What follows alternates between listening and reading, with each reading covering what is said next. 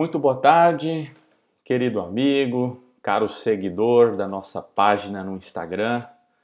Nós temos aí nas últimas semanas feito alguns vídeos, algumas lives, ora vídeos, ora lives, sobre alguns temas relacionados à nossa saúde integral. E esta semana o nosso foco é saúde emocional. Nós tínhamos até anunciado uma live para esse horário meio-dia, só que pensamos melhor e gostaríamos de compartilhar o gráfico, do nosso tema da matriz de uma crise emocional. E para compartilhar o gráfico não tinha como fazermos a live, a tradicional live no Instagram. Preferimos então, por esse motivo, gravar esse vídeo e postar no mesmo horário. E desta forma também oportunizar aos seguidores do Facebook que também pudessem assistir essa transmissão nossa no Instagram. Bom, o tema que nós escolhemos hoje, como eu mencionei no início, essa semana vamos falar sobre saúde emocional. Nosso tema hoje será matriz, ou fases de uma crise emocional. E já quero deixar o convite para quinta-feira, próxima quinta-feira, à noite, às 20 horas, teremos uma convidada especial, uma grande amiga, Darlene Killenner, pesquisadora, doutoranda, que estará falando para nós um pouquinho sobre gestão de crise emocional. Já quero deixar aqui o meu convite a você para acompanhar essa sim live na quinta-feira às 8 horas. O tema que escolhi para essa tarde de terça-feira é matriz ou fases de uma crise emocional. É interessante que essa matriz ela não é minha, ela foi na verdade criada por pesquisadores da Universidade de Rochester, em Nova York, e adaptada pelo estudioso brasileiro Gabriel Carneiro Costa.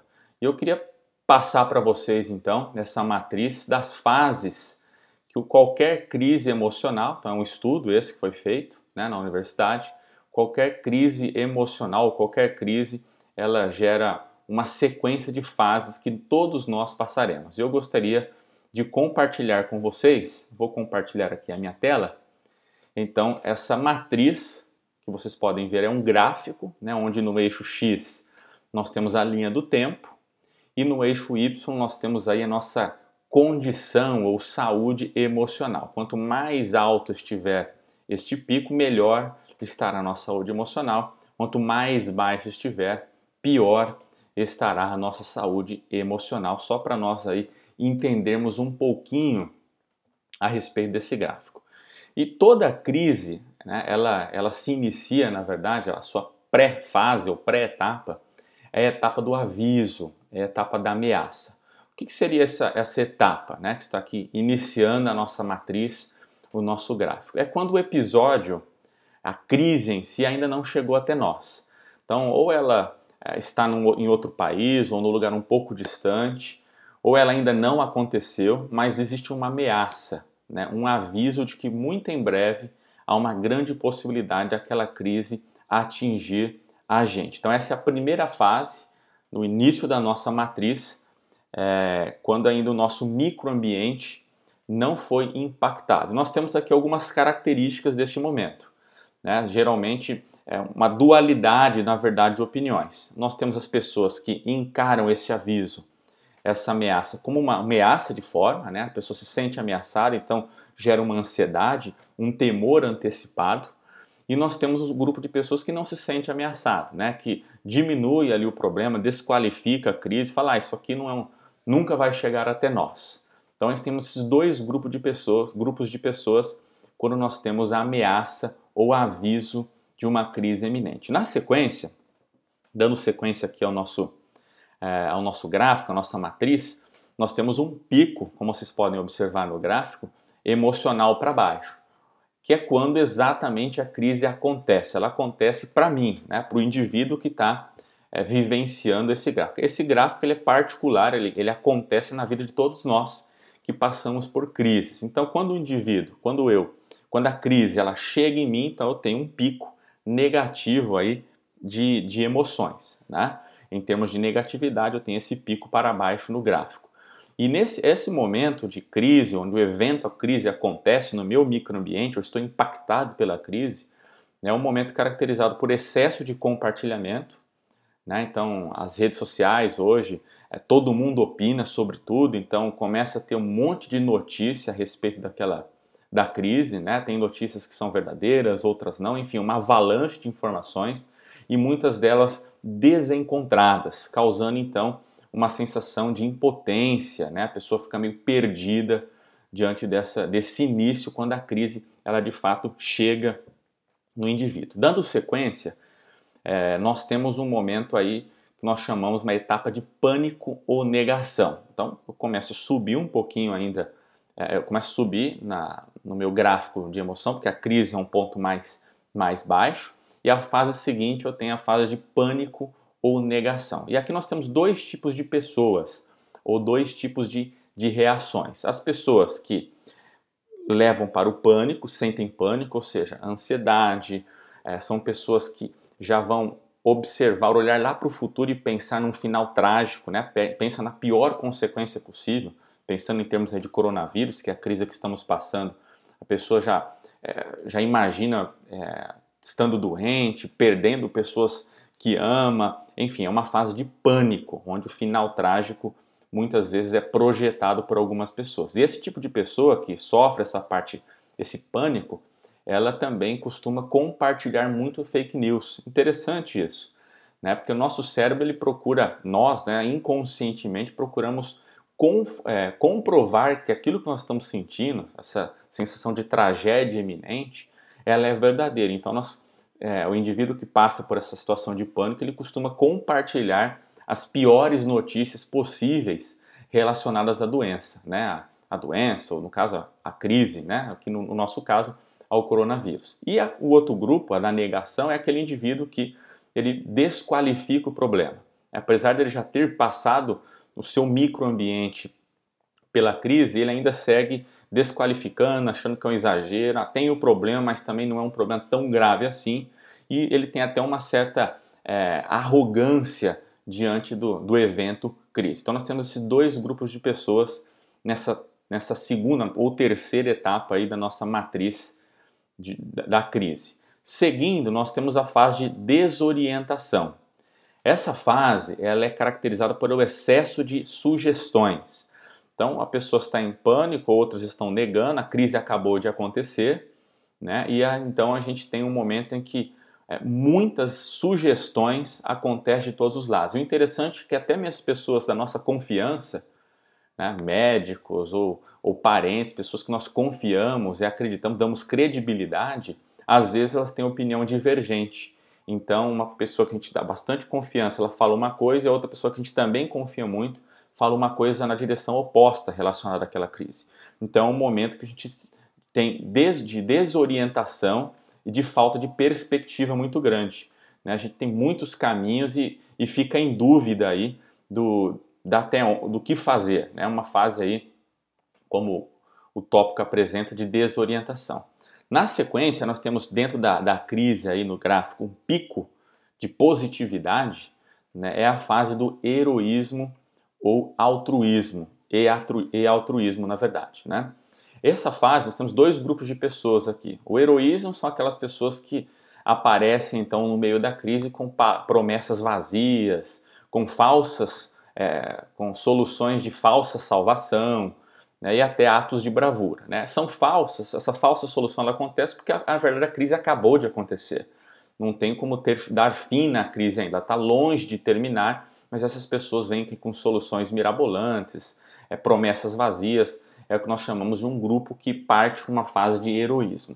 E nós temos um outro grupo, que é até maior, é o do altruísmo, que nós já vivemos ou estamos vivendo como sociedade aqui no Brasil referente à crise do coronavírus, né? Que o altruísmo é quando todo mundo começa a ajudar todo mundo, né? Seja com cestas básicas, na questão de alimentação, fazer compras para idosos, por exemplo, ou até mesmo por compartilhamento de produtos e ideias, né? Então as pessoas então dão livros grátis, cursos grátis, filmes grátis, tudo isso que tem aparecido aí na nossa timeline, no nosso e-mail, onde muita gente compartilha muita coisa de graça por puro altruísmo nesse momento de crise, né? É um pico como a gente pode ver no gráfico, de alta de emocional, mas a gente tem um momento aí de super idealização da crise, né? A gente então começa a olhar para a crise e pensar, nossa, eu vou mudar tudo na minha vida. A crise vai servir para eu mudar minha saúde, mudar emprego, mudar minha relação familiar. Enfim, a gente começa a super idealizar o momento de crise, olhando ele como um lado positivo, e é bom isso, mas não deixa de ser uma super idealização, ou seja, está longe da realidade esse pico aí de alta emocional nessa fase de heroísmo e de altruísmo. Na sequência, então, as nossas emoções ela começam uma descendência até chegar no ponto mais baixo, que a gente vai ver a seguir, do nosso gráfico. Ela começa a decair, então, numa fase que nós chamamos de barganha. Barganha, o que é? Negociação. Então, uma fase que muitos estão vivendo também, né? Lembrando que essa matriz ela é específica para cada pessoa. Então, tem pessoas que demoram mais ou menos em cada uma dessas etapas, e então o gráfico ele pode ser prolongado aí no seu eixo X, tá? Não é todo mundo que participa ou que está na mesma fase ao mesmo tempo. Então, essa fase da barganha, voltando aqui à nossa matriz, é uma fase onde eu faço uma negociação. Então, por exemplo, às vezes essa negociação ela pode ser comigo mesmo, pode ser com governos, e ela é meio psicológica, né, mental, ou pode até ser mesmo com Deus, né? Por exemplo, olha, eu vou ficar de quarentena, meus negócios vão ser prejudicados, eu vou deixar de fazer um monte de coisa, mas isso vai durar 15 dias, isso vai durar 20 dias, 30 dias, quem sabe, 40 dias, e logo depois a gente vai voltar à vida normal. É assim que a maioria de nós já pensou, inclusive, em relação à crise do coronavírus, né? Olha, tudo bem, vou ficar de quarentena, vou aguentar esse período, mas logo mais a gente volta à vida normal. Essa é uma negociação, uma barganha que traz para a gente uma falsa previsão de término da crise, quando na verdade a crise ainda está muito longe de ser finalizada. Na sequência, ainda caindo aí, um declínio emocional, nós temos a fase do cansaço. A fase do cansaço é o fim da idealização, aquilo que a gente projetou lá em cima, né? Que não, vou mudar, vou fazer acontecer. Começa então uma desmotivação, começa a cansar, aquela barganha que eu fiz está sendo prolongada demais, eu esperava voltar à minha vida normal em 15, 20 dias, isso não acontece, então começa a sentir cansaço, preguiça, desmotivação, eu passo aqueles objetivos que eu tracei na super idealização, eu passo a descumpri-los, é uma fase de descumprimento de tarefas, e então tem essa caída emocional, que culmina esse cansaço na fase seguinte, que é a fase de estresse. E aqui o gráfico apresenta aí, como vocês podem ver na tela. A fase de estresse, então, ela é uma fase onde a pessoa barganhou, se cansou daquilo, a crise está se prolongando, e ela então começa a sentir tensão, pressão de todas as partes, seja financeira, seja emocional, como a gente está tratando aqui. Então ela é um momento de tensão, de pressão e inclusive de dificuldade de diálogo. E é interessante que há um retorno da questão de dualidade, né, de discussões, igual na fase de desorientação que nós vimos lá no início da crise, onde a gente tem pessoas opinando sobre A e pessoas opinando sobre B, e então a pessoa fica desorientada. Agora nós temos de novo, nessa fase do estresse, uma dualidade de opiniões. Mas sob estresse, sob tensão, sob pressão, essa dualidade de opiniões gera agressividade, gera defesa de convicções. Então a gente pode ver isso claramente na nossa sociedade, né, acontecendo com um grupo de pessoas, né, onde as pessoas defendem a sua opinião de uma forma muito convicta, às vezes de forma agressiva, né? Então ocorrem brigas, discussões, ainda mais nessa época de redes sociais, onde todo mundo opina, todo mundo discorda, fala a respeito. Então é um momento de tensão, pressão, onde não é apenas a opinião é dada diferente, ela quer ser dada com uma forma de convencimento do próximo. Isso é uma estratégia psicológica, né, até do nosso subconsciente, mental, porque nosso mundo, veja, nosso mundo está caindo, ela está em crise, estamos decaindo emocionalmente, então nosso cérebro, pelo menos, ele quer ter uma certeza, ele quer estar certo pelo menos quanto à opinião, já que a crise está fora do controle para ele, então pelo menos a sua opinião ela tem que estar correta, e por isso essa defesa firme de convicções no momento de estresse que gera brigas e discussões. Na sequência, nós temos aí um declínio ainda maior, né, mais intenso da nossa curva emocional, que é o momento de raiva e culpa. E aí nós temos dois grupos de pessoas. É um grupo de pessoas que sente raiva e outro grupo que sente culpa. A raiva, veja, a gente está vindo de um momento de estresse. Então, uma sensação que a pessoa tem de prepotência, de desqualificação do problema e agressividade.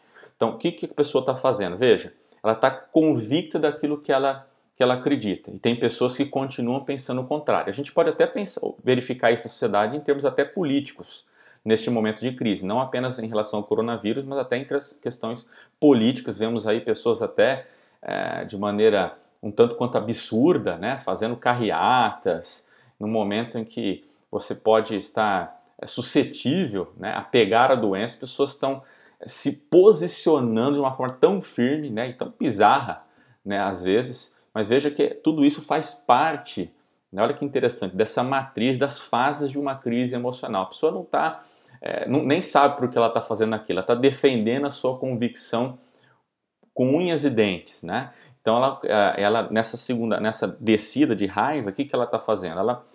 Essa sua convicção toma proporções exageradas. Então ela começa a defender, por exemplo, que se aquilo que ela pensa não for colocado em prática, a tragédia, as consequências vão ser drásticas. Ela então exagera na consequência daquilo que acontecerá caso a sua opinião não seja colocada em prática. É um momento de raiva, então, de parte de um grupo. E aquele grupo que é mais tranquilo, que não passa por esse momento de raiva, ele passa por um momento de culpa, onde ele começa a querer responsabilizar alguém, algum grupo, um governante, uma pessoa, enfim, um país, responsabilizar alguém por aquele problema, por aquela crise. Alguém errou. É claro que encontrar os responsáveis é importante no fim do projeto, no fim da crise, mas neste momento de estresse, tensão, cansaço, ele não leva a lugar nenhum, né? Ele só vai gerar uma situação de culpa, de ira, de raiva,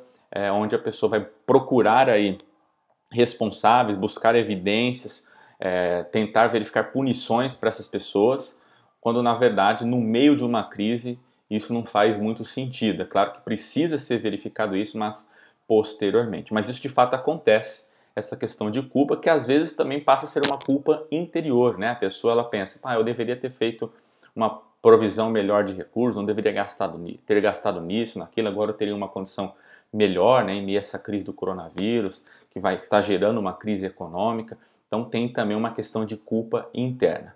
Seguindo o nosso gráfico, na próxima fase, que é ainda mais na descendência do nosso gráfico emocional, nós temos a etapa da tristeza, né? E aqui é o seguinte, aqui é uma mudança bem drástica em relação ao que vinha acontecendo até então. A tristeza é uma etapa em que a pessoa, então, ela fica silenciosa. Veja, ela barganhou, se cansou, estressou, está defendendo as suas convicções, falava um monte em redes sociais, de repente, então, ela fica quieta, ela fica silenciosa. É um período característico como baixa troca social, né? A pessoa meio que desistiu, cansou de tudo aquilo, né? Ela se acomodou naquela situação e entendeu que está demorando para passar, né? E ela então desiste um pouco da vida, né? E esse é um momento perigoso em termos de emocionais, que nós temos aqui traços de depressão. E daí a importância, eu quero fazer um paralelo aqui, né? Abrir uma janelinha, na verdade, né? Da gente estar passando isso para vocês, né? O objetivo, mais do que informação, é cada um de nós termos noção de que essa matriz, essas etapas são normais de acontecerem conosco, com maior ou menor intensidade em cada uma das etapas, mas elas vão ocorrer com cada um de nós em meio a qualquer crise, e não vai ser diferente nessa crise do coronavírus. E saber de tudo isso permite com que nós possamos passar por isso de uma forma mais tranquila. Então essa é uma fase importante, né, de tristeza, com possíveis traços depressivos, que nós temos que nos controlar para não termos maiores prejuízos aí emocionais e, consequentemente, físicos e tantos outros problemas com a nossa saúde que podem aí ter consequências maiores, tá? E por fim, o pico seria o pico mais baixo aqui do nosso gráfico, seria a fase do luto coletivo. Esse é o ponto mais baixo da curva de saúde emocional da matriz de uma crise. Tá? E o interessante desse ponto é que todos nós precisamos chegar neste ponto. Tá? Ele é importantíssimo, chegar no luto coletivo nessa fase é importantíssimo, é vital para que nós possamos, como vocês podem observar pelo gráfico, para que nós possamos então começar a subir, termos um início de uma ascensão emocional, uma ascendência emocional até lá no final do nosso gráfico estarmos fora, né, da crise, vivendo a realidade da nossa nova vida. Então, esse momento de luto coletivo é extremamente importante e precisa ser vivido por todos, para que a gente possa então começar a ascender na nossa curva da nossa saúde emocional. E é um período caracterizado por uma consciência de perda geral.